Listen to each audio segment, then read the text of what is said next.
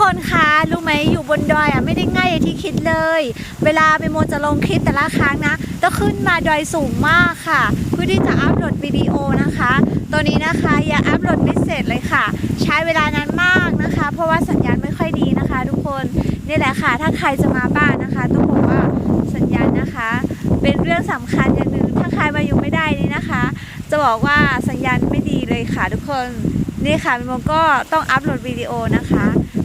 ไกลอยู่เหมือนกันนะคะเดินมาไกลมากค่ะทุกคนแต่ว่าต้องสู้ค่ะเพราะว่าเมโมเลือกที่จะทำ YouTube ทำเพจใช่ไหม